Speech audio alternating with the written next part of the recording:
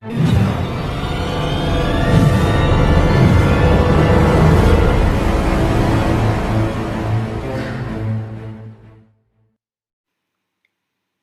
everyone, welcome to my channel Anupma Biology Classes. This is the Molecular Biology series. In this lecture series, today our topic is Replication and Transcription. This video is from CBSE Class 12th, Chapter 6, Part 2. So let's start the topic. In this series, our first topic is replication, which means synthesis of DNA. So what is replication? Replication is a biological process of producing two identical replicas of the DNA from one original DNA molecule. The unique process of making an identical copy of a double-stranded DNA using existing DNA as a template for the synthesis of a new DNA strand is called DNA replication. Now, time and site of occurrence. Replication in case of eukaryotes occurs in the nucleus during the S phase of the cell cycle and when the chromosomes are in their extended form and are not readily visible. In prokaryotes, replication takes place in the cytoplasm and is almost a continuous process. So, DNA replication occurs in the cytoplasm of the prokaryotes and in the nucleus of the eukaryotes. Regardless of where DNA replication occurs, the basic process is the same. Now, mode of replication.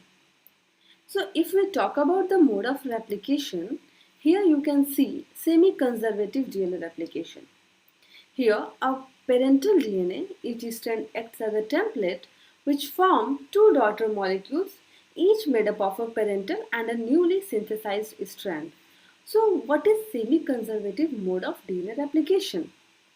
Watson and Crick suggested that the two strands of DNA molecule uncoil and separate, and each strand serves as a template for the synthesis of a new strand alongside it. The template and its complement then form a new DNA double strand, identical to the original DNA molecule. So, the sequence of bases which should be present in the new strand can be easily predicted because this would be complementary to the bases present in the old strands. In this case, the adenine will pair with thymine and thymine will always pair with adenine, while the cytosine will pair guanine and the guanine will always pair with the cytosine. Thus, the two daughter DNA molecules are formed from the parent DNA molecule and these are identical to the parent molecule. Each daughter DNA molecule consists of one old strand and one new strand.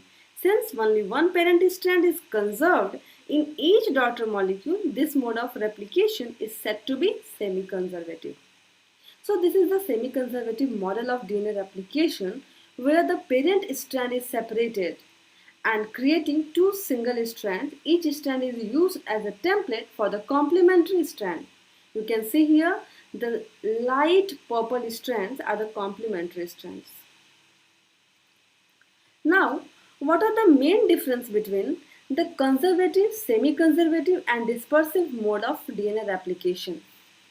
So, the conservative, which is the first figure you can see here, argued that the DNA did not split open at all, but somehow kept the parent strands intact while creating an entirely new and separate copy. While in case of semi-conservative, as you know, like in the previous slide, that half of the parent DNA was conserved in each new DNA molecule. While in case of dispersive mode of replication, the scientists looked at the double helix of the DNA and wondered how in the world it could possibly open itself up without getting tangled or torn apart. So they thought up some other ideas about how DNA replication works, and this model suggested that the DNA only split itself and copied on short chunks at a time, and because of this producing new strands that alternated parent and the daughter strands. So this is the conservative, semi-conservative and dispersive mode of DNA replication. Now, the experimental evidences for the semi-conservative replication. And for this, here you can see the semi-conservative DNA replication in case of eukaryotic chromosome was first demonstrated by Taylor in 1957. So here, for the evidence, Michelson and Suttle in 1958 provided a strong experimental evidence which supported the semi-conservative mode of DNA replication. So, in this, they grew E. coli bacteria in a medium containing the heavy nitrogen isotope, that is N15, for many generations, and this produced a population of the bacterial cells that had uniformly N15 labeled DNA. And this DNA was heavier than the DNA obtained from the E. coli grown in N14 containing medium. In this picture you can see here the Michelson and Suttle experiment by the separation of DNA by centrifugation. The bacterial cells with the heavier DNA were then transferred to a medium having the ordinary N14 isotope. From the daughter cells of the first generation, DNA was extracted, purified and centrifuged. It was found that all the DNA molecules were hybrid N15-N14. That is, all were half heavy. This is what is expected in case of semi-conservative mode of replication. Daughter cells were allowed to divide again. The second generation cells were found to have the two types of DNA molecules, 50% half heavy with N15 N14 hybrid density and the 50% light with N14 N14 density. This again confirms to the prediction based on the semi-conservative replication. So this is the experimental evidence for the semi-conservative replication. After this, now the procedure of the DNA replication. So there are three main steps to DNA replication: initiation, elongation and termination. In order to fit within a cell nucleus, DNA is packed into tightly coiled structures called chromatin, which loose prior to replication, allowing the cell replication machinery to access the DNA strands. So, what is the procedure of the DNA replication? We will see in the next slide. So, here there are many steps in the DNA replication, in which the first one, that is activation of deoxyribonucleotides, then exposure of parent DNA bases, then the formation of RNA primer, then the base pairing. After this, the conversion to deoxyribonucleoside monophosphates, then the formation of new DNA chains, then editing, that is proofreading and the DNA repair, and the last is helix formation. So in all these steps, at first, here you can see that in the process of DNA replication, at first, a representative portion of the DNA which is about to undergo replication. Then in the second, the two strands of the DNA separate, the hydrogen bonds between the bases break. So the free nucleotides are attached to their complementary bases. Then once the new nucleotides have lined up, they are joined together by the enzyme DNA polymerases. And after this, finally, all the nucleotides are joined to form a complete polynucleotide chain using DNA polymerase. And in this way, two identical strands of the DNA are formed, as each strand retains half of the original DNA material. And this method of replication is called the semi-conservative method. So this is the main complete process of the DNA replication. So in this process of the DNA replication, which is semi-conservative, each strand in the double helix acts as a template for the synthesis of a new complementary strand. New DNA is made by enzymes called DNA polymerases, which require a template and a primer, and synthesize DNA in the fifth to third direction. During replication, one new strand, which is leading strand, is made as a continuous piece, and the other, which is the lagging strand, made in small pieces. So, the DNA replication requires other enzymes in addition to DNA polymerase, including DNA primase, DNA helicase, DNA ligase, and topoisomerase. So, these are the enzymes which are used in the DNA replication. Now, here you can see that this is the complete process of the DNA replication.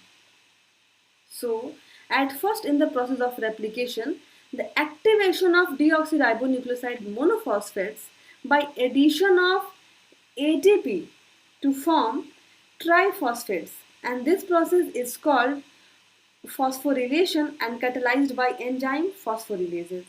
Then the parent DNA double helix uncoils and splits into single DNA strands by breakdown of hydrogen bonds. Now, the naked adenine, thymine, cytosine and guanine bases join to the phosphate here deoxyribose sugar backbones and project into the karyoplasm. So, the enzyme helicase, here in this picture you can see the position of the enzyme helicase, which is violet in color, and some other enzymes like the topoisomerase and SSB, which is single strand binding protein, which is red in color. So these are enzymes which are responsible for the exposure of the parent DNA bases. So the enzyme helicase helps in unwinding the helix and using the ATP hydrolysis as a source of energy. A non-enzymatic protein called the SSB protein, that is single stranded binding protein, also called helix stabilizing protein, stabilize the single strand form to reduce the energy needed to unwind the DNA helix. Other enzymes like topoisomerase may cut and rejoin one strand of the DNA to facilitate uncoiling. The entire DNA chain does not split in one go. The DNA strands start separating at a specific point called origin of replication. From here, the separation slowly progresses to the other ends and forms replication fork. Then a short chain of RNA is formed on the DNA template at the fifth end, and this is called RNA primer.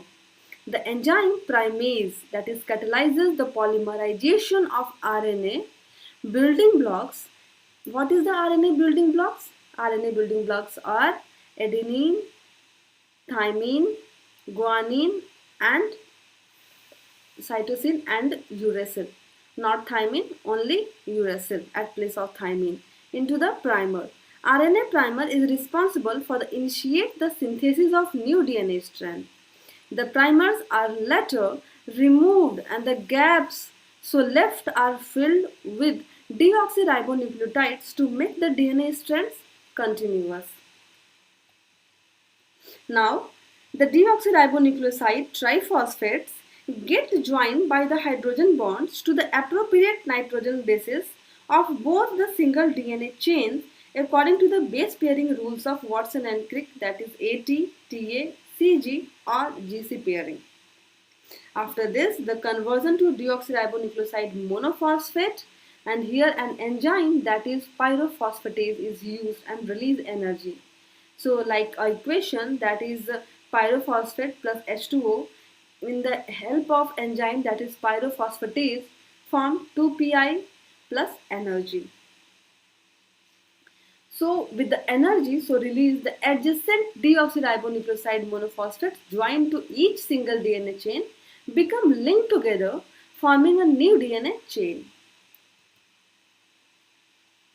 This produces two double DNA chains which are identical to each other as well as to the original mother chain. It should be noted that each daughter double chain inherits from the mother chain one single chain which serves as the code-specific template in the formation of the new single chain. In this manner, the genetic code is faithfully transmitted from the one DNA generation to the next. Now here you can see that the DNA replication, which is a semi-discontinuous process. So the DNA polymerase can polymerize the deoxyribonucleotides in the fifth to third direction, that is from carbon fifth end to the carbon third end of a sugar molecule in the DNA strands. Because the two DNA strands are anti-parallel, the new strands must be formed on the old strand in opposite direction. One new strand is formed in a continuous straight in the fifth to third direction, which you can see in the picture, which is continuous, that is the leading strand,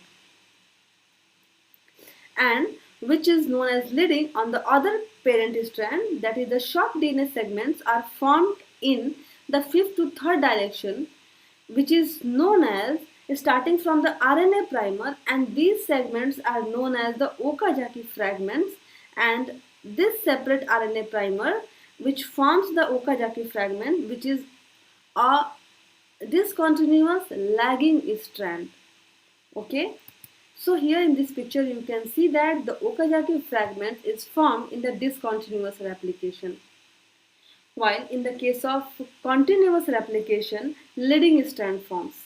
So the Okazaki fragment is the lagging strand, and the other third to fifth new daughter strand is synthesized in Okazaki fragments on the fifth end of the parent strand.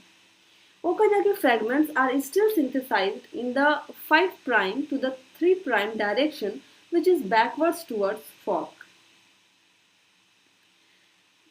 Polymerase third needs many RNA primers to add DNA fragments, and the primase attaches DNA primers and polymerase first removes them. Next, ligase links fragments into a single strand, and this is discontinuous replication in the lagging strand. So this is the Okazaki fragment formation in case of DNA replication. Now, here you can see that fragments, that is leading strand and the lagging strand, and the Okazaki fragments are linked up by the enzyme, that is DNA ligase, which is also known as DNA synthetase, and after replacing the RNA primer with deoxyribonucleotides. So DNA replication is said to be semi-discontinuous because the leading strand is synthesized continuously and the lagging strand is formed discontinuously in short pieces that later join. So this is the overall direction of the replication and the formation of the replication fork and Okazaki fragments, leading strand, lagging strand.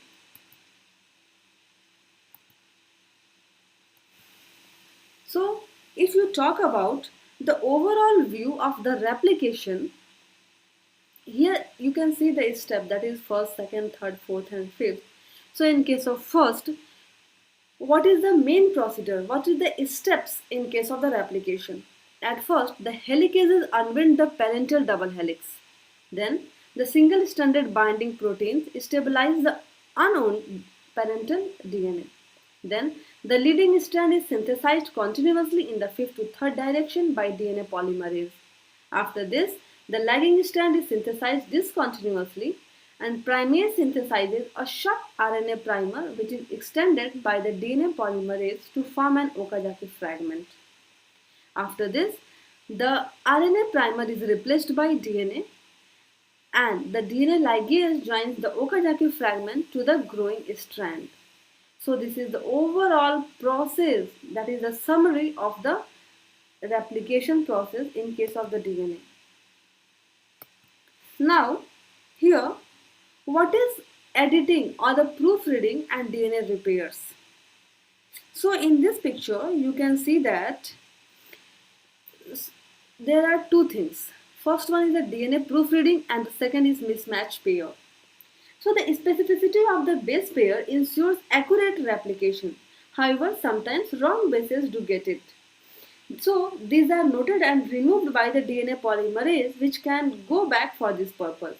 So the abnormal region of the DNA resulting from mutation are cleaved by the enzymes termed nucleases, and the DNA polymerase resynthesize the missing segments of the DNA strands using the intact DNA strand as a template. So the DNA ligase joins the new and old strands of the which is under repair, and this makes the damaged DNA strand normal. In spite of proofreading, errors creep in, though rarely. So, in case of proofreading, at first, during DNA replication, an incorrect base may be added to the growing chain. Then, the DNA polymerase immediately excises the incorrect bases and replaces it with the correct base before proceeding with the replication. While in case of mismatch repair, during DNA replication, a base was mispaired and missed in proofreading. So, the mismatch repair proteins excise the mismatched base and some adjacent bases. A DNA polymerase adds the correct bases, and in the last step, DNA ligase repairs the remaining leak. So this is the overall process of the replication and the editing, that is proofreading and the DNA repair. Now, what is the equation for the DNA replication?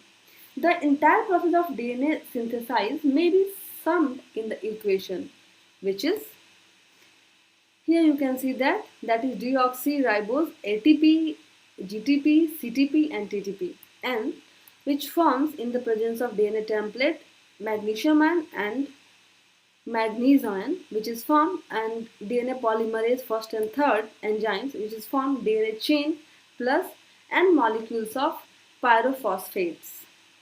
So in this process you can see that each daughter double DNA molecule becomes spirally coiled to form a double helix, and the complete process of replication occur here, you can see, in a simple equation form. Now, here you can see the DNA repair, how the DNA repair occur. So the DNA may get damaged by the agents like body's own heat and the aqueous environment within the cell. The DNA repair enzymes identify and repair the damaged DNA strands by using the undamaged strand as a template. If both strands are altered, repair is not possible. So, here you can see that is the normal DNA, then damaged DNA. So what the process in case of the DNA repair? The damaged DNA region removed with endonuclease. Then the DNA restored with the repair DNA polymerase. And after this, the knee closed with the DNA ligase. So three enzymes are used here: nuclease, polymerase and ligase for the whole process of the DNA repair. After this, now, what is the main difference between the leading strand and the lagging strand? So, according to the definition, lagging strand is the strand produced in the fragment during the DNA replication, while the leading strand is the strand produced continuously during the DNA replication. According to orientation, oriented lagging strand is third to fifth direction, while the leading strand facing a fifth to third direction, just opposite. In case of synthesis, lagging strand synthesized discontinuously in the fragments, while the leading strand synthesized continuously during the replication process. In case of Okazaki fragments, lagging strand, here the Okazaki fragments are produced in synthesis, while in the leading strand, Okazaki fragments are not produced in synthesis. What is the role of DNA ligase? In case of lagging strand, DNA ligase is required for the lagging strand synthesis, while in case of leading strand, DNA ligase is not required for lagging strand synthesis. Direction of synthesis. If you talk about the lagging strand, the direction of synthesis is third to fifth direction, while in the leading strand, the direction of synthesis is fifth to third direction. In case of primer requirement, in lagging strand, synthesis requires new primers, often to accommodate repetitive initiation events, while in case of leading strand, DNA replication of the leading strand needs to be primed only once. In case of enzyme primase, in lagging strand, primase is responsible for synthesizing multiple RNA primers, while in case of leading strand, primase is not required for the synthesis. So this is the main difference between the lagging and leading strands. After this, now The structure and role of RNA. This is the structure of RNA. Here, at place of thymine, uracil present. RNA molecule is a long, unbranched, single-stranded polymer of ribonucleotides. Each ribonucleotide is composed of three smaller molecules, that is a phosphate group, a 5-carbon ribose sugar, and a nitrogen-containing base. Three types of RNA in every cell. First one is messenger RNA or mRNA. Second is ribosomal RNA or RRNA. And third is transfer RNA or TRNA. The three types of RNAs are transcribed from different regions of the DNA template. RNA chain is complementary to the DNA strand which produces it. All the three kinds of RNAs plays a role in protein synthesis. Now, after this, the first RNA type is mRNA. So, what is mRNA?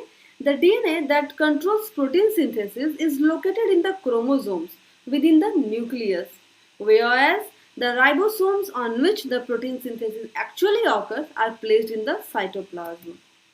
Therefore, some sort of agency must exist to carry instructions from the DNA to the ribosomes, and this agency does exist in the form of mRNA. The mRNA carries the message from the DNA about the sequence of the particular amino acids to be joined to form a polypeptide. It is also called informational RNA or template RNA. The mRNA forms about 5% of the total RNA of a cell. Its molecule is linear and longest of all the three RNA types. Its length is related to the size of the polypeptide to be synthesized with its formation, and there is a specific mRNA for each polypeptide. A fully processed mRNA, as you can see in the picture, it has at its fifth end a cap of methylated guanine, followed successively by an initiation codon, that is AUG or GUG. A long coding region, a termination codon, that is UAA or UAG or UGG, and a poly A tail of many adenine containing nucleotides at third end. A small non-coding region called the leader segment follows the cap, and another non-coding region termed trailer segment precedes the tail. The cap protects the mRNA from degradation by hydrolytic enzymes. It also functions as a part of an attachio sign for the small ribosomal subunit. Tail also checks degradation of mRNA and helps the ribosome attach to it. It also helps exit of mRNA from the nucleus. In case of eukaryotes, mRNA carries information for one polypeptide only. It is monocistronic because it is transcribed from a single cistron and has a single initiator codon and a single terminator codon. In case of bacterial mRNA, often carries information for more than one polypeptide chain, such as mRNA is called polycistronic because it is transcribed from many contiguous genes. A polycistronic mRNA has an initiator codon and a terminator codon for each polypeptide to be formed by it. So this is all about the mRNA. After this, the second is tRNA. So here you can see that the tRNA has many varieties. Each variety carries a specific amino acid from the amino acid pool to the mRNA on the ribosomes to form a polypeptide. So the tRNA forms about 15% of the total RNA of a cell, and its molecule is the smallest of all the RNA types. A tRNA molecule, as proposed by R.W. Hole in 1965, has the form of a clover leaf that results from self-folding and base pairing, creating paired stems and unpaired loops. So, in case of tRNA structure, which is a clover leaf-like model, it has four regions. The first one is the carrier end. This is the third end of the molecule. Here, a specific amino acid joins it. It in all cases has a base triplet, that is CCA, with hydroxyl group at the tip and the carboxyl of the amino acid joins the OH. While in the second, that is the recognition in, it is the opposite end of the molecule. It has three unpaired ribonucleotides. The bases of these ribonucleotides have complementary bases of the mRNA chain. A base triplet on mRNA chain is called a codon, and its complementary base chain, here a triplet on the tRNA molecule, is termed as anticodon. So the anticodon reads its appropriate codon and temporarily joins it by the hydrogen bonds during the protein synthesis. The third reason is enzyme site. It is on one side of the molecule. It is meant for a specific charging enzymes which catalyzes the union of a specific amino acids to tRNA molecule. So from my side, the left hand side, that is D loop, is known as the enzyme site.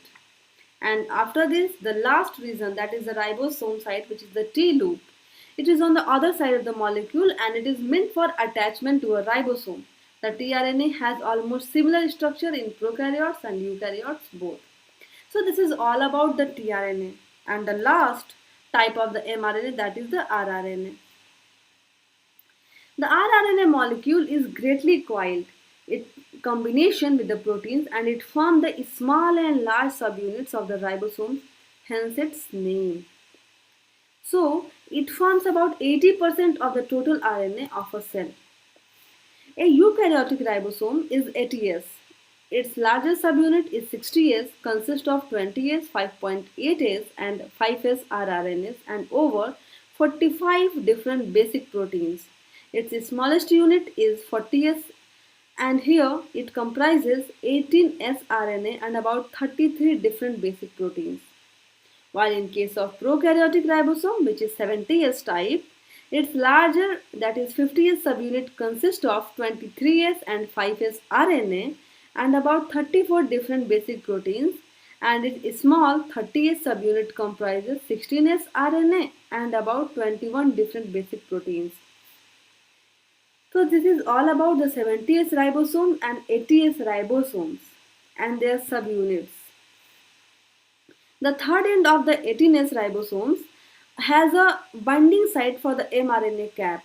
The 5S RRNA has a binding site for the tRNA. The RRNA also seems to play some general role in the protein synthesis. So this is the complete types of the RNA. After this, now you can see here all three major forms of the RNA, that is mRNA, tRNA and RRNA, which are involved in the process of translation. So what is the role in the process of translation of all these RNA? First one, that is the messenger RNA. It carries instruction for the polypeptide synthesis from nucleus to ribosomes in the cytoplasm. While the transfer RNA, that is tRNA, carries amino acid to the ribosome and matches them to the coded mRNA message. And after this, the last, that is the ribosomal RNA, which forms an important part of the both subunit of the ribosome. So what is the process of translation? How the use of these RNA in the process of translation, we will see in the next video. Now, RNA types and their functions. So here you can see that types of RNA and their primary functions. First one, that is the mRNA, which is the messenger RNA.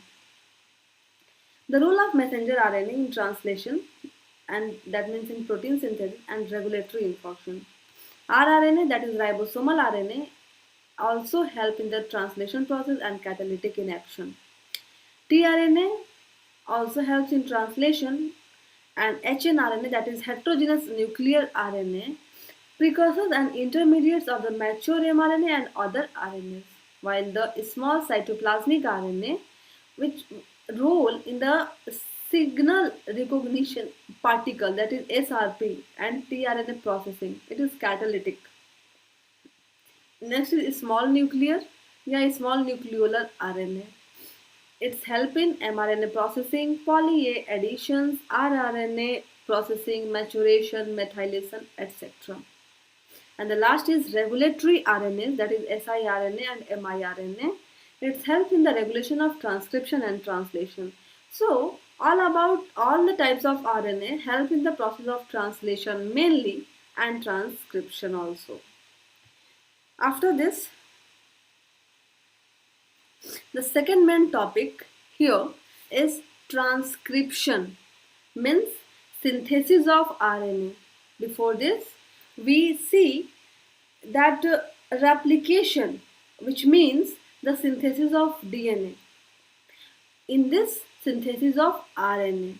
So replication means synthesis of DNA and the transcription means synthesis of RNA from DNA. So transcription is the process of making a copy of genetic information stored in a DNA strand into a complementary strand of RNA with the aid of RNA polymerase. DNA contains information for the synthesis of cell-specific proteins. DNA is located in the nucleoid in prokaryotes or nucleus in eukaryotes, and protein synthesis occurs in the cytoplasm. So, the DNA does not move to the site of protein synthesis to directly guide the process.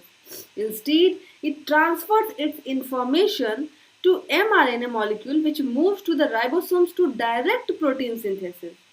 So the process of the formation of RNA from the DNA template, which is called transcription, it involves rewriting the genetic message coded in the DNA into an RNA molecule.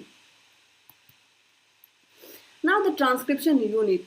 Transcription occurs in the nucleus during the G1 and G2 phases of the cell cycle. Transcription unit in the DNA molecule comprises of the three regions: a promoter, the structural gene, and a terminator. So this is the schematic structure of a transcription unit. Here you can see the promoter site is located towards fifth end of the structural gene. The two strands of the DNA in the structural gene have opposite polarity, that is, one strand has third to fifth polarity and the other strand has fifth to third polarity. One of the two strands of the DNA in the structural gene that has the polarity third to fifth acts as a template and referred to as template strand, and the other strand that has a polarity fifth to third acts as a coding strand, which is explained in the figure you can see here. So the fifth end and the third end of the structural gene are referred with respect to the polarity of coding strand. Thus, the promoter is located towards the fifth end of the coding strand and the terminator is located towards the third end of the coding strand. In fact, the enzyme RNA polymerase binds towards the promoter site and starts transcription. That means synthesis of RNA on template strand moving towards terminator. The RNA molecule is synthesized over the template strand in third to fifth direction, which you can see in the picture. Now, after this, what are the materials required for the transcription?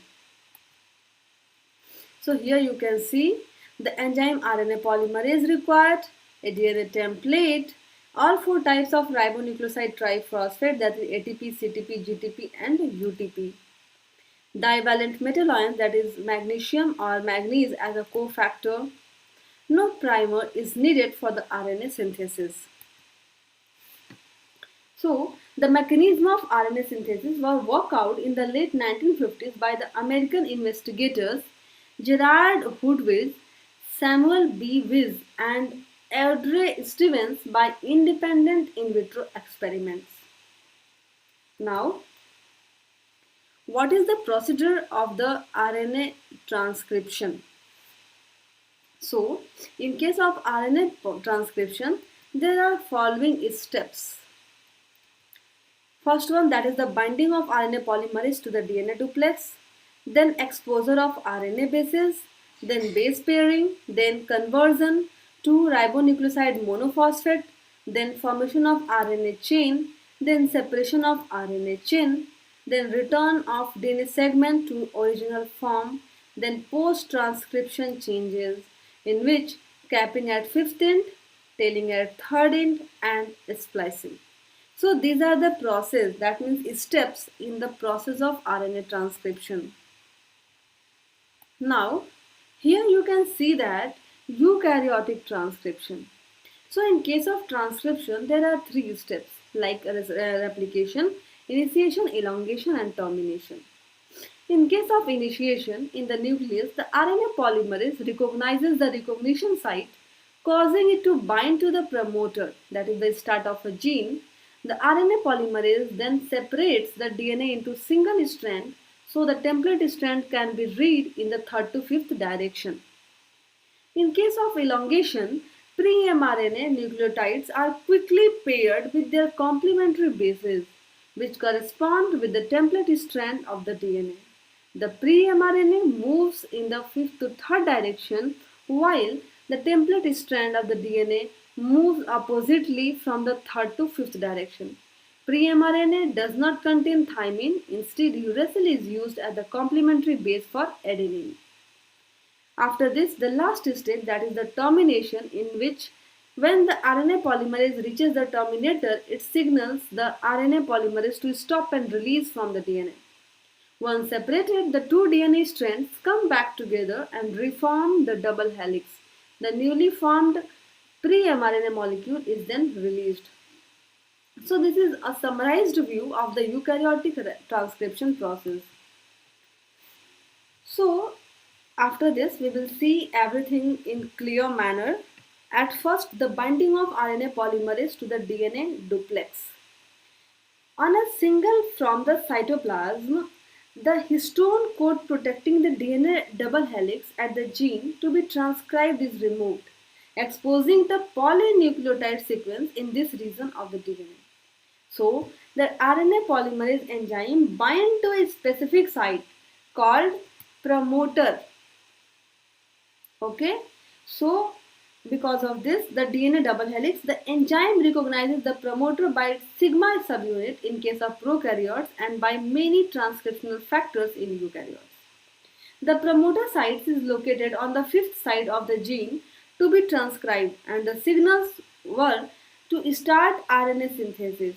The promoter also determines which DNA strand is transcribed. Transcription factor and the RNA polymerase bond to the promoter together, forming a transcription initiation complex. After this, exposure of the RNA bases. So the RNA polymerase moving along the DNA and causes local unwinding and splitting of the DNA duplex into two chains in the region of the gene to be transcribed. This exposes the ATCG bases that projects into the karyoplasm from the phosphate deoxyribose sugar backbone. Only one strand, which is called the sense strand of the DNA, function as a template, and the other strand, which is complementary, is called antisense or non-coding strand. The mechanism which selects the template is not known. So here you can see the antisense and the sense strand and the RNA transcript and use of the RNA polymerase enzyme.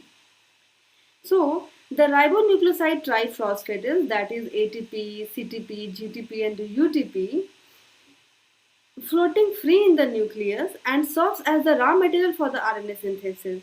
They are formed by the activation of the ribonucleoside monophosphate, that is AMP, GMP, CMP and UMP. The enzyme phosphorylase catalyzes the activation process, and the ribonucleoside triphosphate get joined at the base of the DNA template chain one by hydrogen bonding according to the base pairing rule of Watson and Crick, and this is brought about by the RNA polymerase enzyme. The various ribonucleoside triphosphate on the linking to the DNA template chain break off their high energy bonds, and this change them to the ribonucleoside monophosphate that are the normal component of RNA and sets free pyrophosphate groups. Pyrophosphate contains a high energy bond and it undergoes hydrolysis by the enzyme pyrophosphatase, release energy and sets free inorganic phosphate. The first ribonucleotide triphosphate retains all the three phosphate and is thus chemically distinct from the other nucleotides added after it. With the energy so released, each ribonucleoside monophosphate joined to the DNA template chain then joins the ribonucleotide arrived earlier, making the RNA chain longer. The process is catalyzed by the enzyme RNA polymerase already referred to and required a divalent ion, that is magnesium or manganese ion. So, a transcription proceeds. The hybrid DNA RNA molecule dissociates partly freely the RNA molecules under synthesis, and when the polymerase reaches its terminator signal on the DNA, it leaves the DNA. The fully formed RNA chain is now released, and one gene from the several molecules of RNA which are released from the DNA template one after the another on completion. So, as the RNA chain grows, the transcribed region of the DNA molecule gets hydrogen bonding to the missense strand, and the two are spirally coiled to assume the original double helical form. When the last ribonucleotide is added, the RNA polymerase and the RNA chain are fully released from the DNA, which also completes its winding into a double helix, and the protective protein code is added again to the DNA duplex. So the bases from the promoter to the terminator site forms a transcription unit, and it may include one or more genes. A transcription unit is transcribed into a single RNA chain. After this, here you can see the complete process, like the first one, that is the initiation. RNA polymerase binds to the DNA and separates DNA strand. Then the elongation, RNA polymerase adds base pairs, then uses one strand of the DNA as a template. Uracil replaces T on RNA strand. Then the termination, RNA polymerase stops adding nucleotides, forms one complementary strands of the RNA. And the last is editing, that is the RNA molecule is edited before used. So after this, the post-transcriptional modifications. So here you can see the forms of RNAs originally transcribed from the DNA are called primary transcript. These undergo extensive changes termed processing or maturation or the post-transcriptional modification of RNAs before they can become functional in both prokaryotes and eukaryotes. Transcription in eukaryotes is more complex than in prokaryotes. In eukaryotes, the transcriptional unit has only one gene. The newly formed RNA synthesized by the RNA polymerase second is called hnRNA or the primary transcript. It contains both unwanted base sequences, that is introns, alternated with useful base sequences, that is exons. This primary transcript is modified into functional mRNA involving 3 steps. So what are the 3 steps in this process? First one, that is the capping at 15th. Addition of a cap to 15th of hnRNA is termed capping. The cap in fact contains an unusual nucleotide. The methylated cap protects the mRNA from the degradation by nucleases besides providing a ribosome binding site. After this, the second is staining at 13th, that is polyadenylation. It involves addition of a poly-A tail at 13th of hnMRNA with the help of enzyme poly-A polymerase. It is also termed as terminal addition and perhaps is to be protected 13th from the degradation by exonucleases. And the last is splicing, that is, you can see here, that is spliced mRNA. In the process of removal of introns through cutting and joining the essential sequences in a defined order, the splicing is carried out with the help of snRNPs, that is SNRPs. The latter are formed by the association of proteins with nuclear RNA. The end of adjacent exons are joined together by the ligase enzyme. So, the fully processed hnRNA is now termed mRNA and is released from the nucleus to the cytoplasm for translation. So, here you can see that is pre-spliced immature RNA. Here exons, introns, exons, introns present. So, introns are non-coding sequence. After the removal of the introns, it forms the complete mRNA molecule which move for the translation process in the cytoplasm.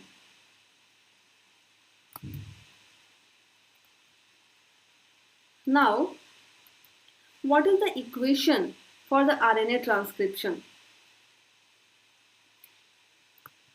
Here you can see that here ATP, GTP, CTP and UTP and molecules in presence of DNA template, magnesium and magnesium, and in presence of RNA polymerase enzyme form RNA chain plus N molecule of pyrophosphate. Now RNA types. The three different types of RNA, namely mRNA, RRNA and tRNA, are transcribed from different regions of the DNA molecule. Three different RNA polymerases, that is first, second and third, catalyzes the transcription of RNA, mRNA and tRNA respectively in eukaryotes.